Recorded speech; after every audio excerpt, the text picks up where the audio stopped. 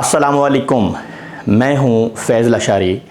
आज की इस वीडियो में हम डिस्कस करेंगे कि किस तरह सिंगापुर सैलाबों पे काबू पा रहा है और बारिश के पानी को अपने बेहतर मकसद के लिए इस्तेमाल कर रहा है। वो मुल्क जो एक वक्त में पीने का पानी भी मलेशिया से ख़रीदता था, आज किस तरह बारिश के पानी को इस्तेमाल करके अपने पीने के पानी में खुद कफ़ील हुआ है और अपने मुल्क को बारिशों की तबाही से भी बचाया है। सिंगापुर दुनिया के तरक्की याफ्ता मुल्कों में से एक है। इस मुल्क के दो बड़े मसाइल हैं। नंबर 1, इस मुल्क का रकबा बहुत ही कम है। इस मुल्क की कुल आबादी 60 लाख के करीब है, लेकिन इसका रकबा सिर्फ 728 किलोमीटर स्क्वायर है। आप यहाँ से अंदाज़ा लगा सकते हैं कि हमारे लाहौर शहर का रकबा 1772 किलोमीटर स्क्वायर है। दूसरा इसका बहुत बड़ा मसला ये है कि ये मुल्क एक समंदरी जजीरा है और उसकी वजह से यहाँ बारिशें बहुत ज़्यादा होती हैं। बारिशों से आप यहाँ से अंदाज़ा लगा सकते हैं कि हमारे मुल्क में औसतन 300 मिलीमीटर सालाना बारिश होती है, जबकि सिंगापुर में औसतन 2400 मिलीमीटर सालाना बारिश रिकॉर्ड होती है। माजी में इन बारिशों ने इस मुल्क को तबाही के दहाने पे पहुँचा दिया और फ्लैश फ्लड्स की वजह से यहाँ की ज़िंदगी अजीरन हो गई थी। सिंगापुर ने अपने मुल्क को बारिशों की तबाही से बचाने और पीने के पानी को वाफिर मिकदार में पहुंचाने के लिए पब्लिक यूटिलिटी बोर्ड के नाम से इदारा बनाया। PUB नामी इस इदारे ने सिंगापुर की हालत ही यकसर तब्दील कर दी। अब ना तो यहाँ पे ज़्यादा फ्लैश फ्लड का मसला है और ना ही यहाँ पीने के पानी के मसाइल हैं। सिंगापुर के पब्लिक यूटिलिटी बोर्ड ने कुछ बेहतरीन इक़दामात उठाए हैं और आगे चल के हम उनको स्टेप बाय स्टेप डिस्कस करेंगे। नंबर 1, PUB ने सिंगापुर के लिए सेवरेज सिस्टम और रेन वाटर सिस्टम का अलहदा निज़ाम बनाया। ऐसा नहीं है कि रेन वाटर और सेवरेज वाटर एक ही चैनल से गुज़र के आगे डिस्पोज हो रहा है, बल्कि यहाँ पे दोनों के लिए अलहदा अलहदा चैनल बनाए गए हैं। सबसे पहले मरहले में जो रिहायशी बिल्डिंग्स हैं, जो कमर्शियल बिल्डिंग्स हैं, वहाँ पे rain water storage tank mandatory करार दिए गए हैं कि यानी किसी भी कमर्शियल बिल्डिंग अगर इसको बड़ी बनी हुई हैं या रिहायशी कॉलोनीज हैं, वहाँ पे रेन वाटर को स्टोर करना लाजमी है। सिर्फ यही नहीं, इन कॉलोनीज़ के अंदर ये मैंडेटरी किया गया है कि रेन गार्डन बनाए जाएँ, ताकि जब भी बारिश का पानी बिल्डिंगों से नीचे गिरे तो वो कुदरती तरीके से पहले साफ़ हो, उसके बाद आगे चल के जो ड्रेन चैनल हैं उनके अंदर उसको ट्रांसफ़र किया जाए। रिहायशी बिल्डिंग्स और कमर्शियल बिल्डिंग्स वगैरह से खारिज होने वाला पानी सबसे पहले रेन ड्रेन्स में पहुंचता है। रेन ड्रेन से गुज़रने के बाद उसे सिंगापुर की उन नहरों में छोड़ दिया जाता है जो स्पेशली डिज़ाइन है रेन वाटर को कैरी करने के लिए। सिंगापुर में इस वक्त 6 से ज़्यादा बड़ी बड़ी नहरें बनाई गई हैं, जिनका मकसद सिर्फ ये की है कि बारिश की सूरत में बारिश का पानी इन नहरों में से पास होगा। आगे चल के ये देखा गया कि कुछ सूरत हाल ऐसी भी पैदा हुई हैं कि जब बारिश ज़्यादा हुई तो इन नहरों ने ओवरफ्लो करना शुरू कर दिया। उसका सिंगापुर ने हल ये निकाला कि उसने अंडरग्राउंड डाइवर्जन टैंक्स बनाए हैं। इस वक्त बहुत सी नहरों पे अंडरग्राउंड डाइवर्जन टैंक्स बनाए गए हैं जो ज़मीन से तकरीबन 20 मीटर नीचे हैं।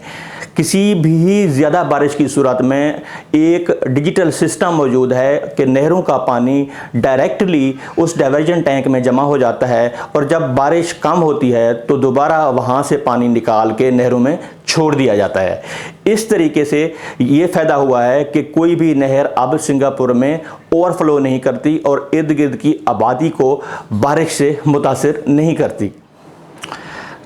तमाम नहरों और दरियाओं से जो बारिश का पानी इकट्ठे होता है तो उसको डायरेक्ट समंदर में नहीं फेंका जाता, बल्कि उसको स्टोर करने के लिए 17 रिजर्वायर बनाए गए हैं। ये पानी मुख्तलिफ पॉइंट्स पे उन रिजर्वायर के अंदर जमा हो जाता है जहाँ इसे पीने के और बाकी चीज़ों के इस्तेमाल के काबिल बना के यूटिलिटी बोर्ड उनको घर घर में पहुंचा देता है। इस तरीके से बारिश के पानी को बेहतर से बेहतर तरीके से इस्तेमाल किया जा रहा है। सिंगापुर का सबसे बड़ा रेन वाटर रिजर्वायर है मरीना बे। इस वीडियो में मैं डिटेल के साथ मरीना बे को डिस्कस करना चाह रहा हूं, क्योंकि मेरे हिसाब से कराची के अंदर इस तरह के प्रोजेक्ट की अशद ज़रूरत है। मरीना बे समंदर के किनारे बिल्कुल करीब एक रिजर्वायर है। इस साइड पे समंदर है और इस साइड पे रेन वाटर का रिजर्वायर है। माजी में ये होता था कि जब भी बारिशें ज़्यादा होती थीं तो ये रिजर्वायर फुल हो जाता था और इर्द गिर्द की आबादियों में पानी दाखिल हो जाता था। दूसरे नंबर पे ये होता था कि जब समंदरों में टाइडल वेव ज़्यादा होती थी तो समुद्री पानी भी इस रिजर्वायर में भी मिक्स होता था और इर्द गिर्द की आबादियों में भी फैल जाता था। सिंगापुर ने उसका साइंटिफिक हल निकाला।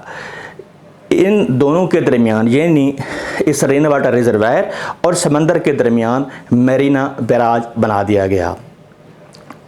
इस प्रोसेस में सबसे पहले ये काम किया गया कि जो रिजर्वायर के अंदर पानी मौजूद था, जो जिसमें समंदर का पानी भी मिक्स था, साल्टी वाटर, उसको पंप्स के ज़रिए निकाल के समंदर में डाल दिया गया ताकि ये जो रिजर्वायर है ये बिल्कुल नीट एंड क्लीन हो जाए।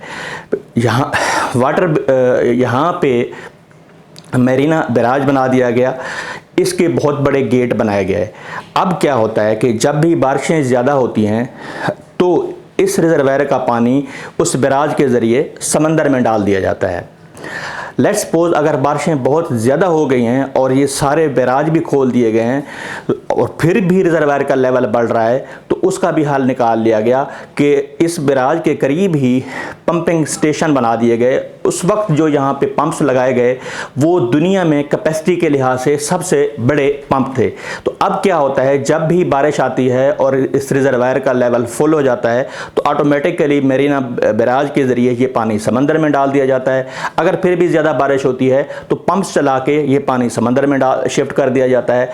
और वक्तन फ़वक्तन अगर इस रिजर्वायर का लेवल कम हो रहा होता है कम बारिशों की वजह से, तो कुछ समंदर का पानी भी इस रिजर्वायर में डाल दिया जाता है। तो इस रिजर्वायर में हमेशा फ्लो रहता है, जिसकी वजह से इसके अंदर बदबू पैदा नहीं होती।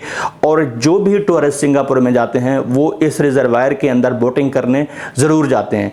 तो इस एक प्रोजेक्ट से सिंगापुर ने मल्टीपल फ़वायद हासिल किए। नंबर 1, उसने अपने मुल्क को सैलाबों की तबाही से बचाया। नंबर 2, उसने बारिश के पानी का एक बहुत बड़ा रिजर्वायर बना दिया। अब इस रिजर्वायर से पानी इनके जो ड्रिंकिंग वाटर प्लांट हैं उनमें जाता है। जो लोग वाटर से वाबस्ता हैं, वाटर ट्रीटमेंट से वाबस्ता हैं, वो बेहतर समझते हैं कि समुद्री पानी को ट्रीट करना मुश्किल काम है, उसके मुकाबले में बारिश के पानी को पीने के काबिल बनाना आसान है। तो इस रिजर्वायर से पानी कलेक्ट करके पीने के काबिल बनाया जाता है। और साथ साथ यहाँ पे इतने टूरिस्ट आते हैं क्योंकि इसको इतना अट्रैक्टिव बना दिया गया है कि सिंगापुर यहाँ से अरबों डॉलर सालाना इस मरीना बे की वजह से कमा रहा होता है। सिंगापुर सालाना 2400 मिलीमीटर बारिश होने के बावजूद न सिर्फ अपने मुल्क को सैलाबों से बचा रहा है, बल्कि इस बारिश के पानी को प्रॉपर तरीके से मैनेज करके पीने के काबिल भी बना रहा है। इन रिजर्वायर से बारिश का पानी फैक्ट्रियों में इस्तेमाल किया जाता है और घरों में इस्तेमाल किया जाता है।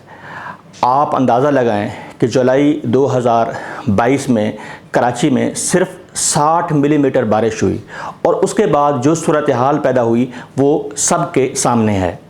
दिलचस्प बात यह है कि कराची के करीब भी समंदर है। दूसरी इससे भी बड़ी बात यह है कि कराची के अंदर लोगों को पानी के पीने के बहुत से मसाइल हैं और यहाँ टैंकर माफिया का राज है। क्या हम कराची के अंदर इस तरह का सेटअप नहीं बना सकते कि जिससे हम बारिश के पानी को प्रॉपर तरीके से स्टोर करें और उसको प्रॉपर मैनेज करें ताकि वो हमारे शहर को तबाही फ्लैश फ्लड से बचाए और उसी पानी को पीने के काबिल बनाएं। अपनी कीमती राय से ज़रूर आगाह कीजिएगा और मेरा YouTube चैनल फैज़ अल अशारी सब्सक्राइब करना नहीं भूलिएगा। Thank you so much.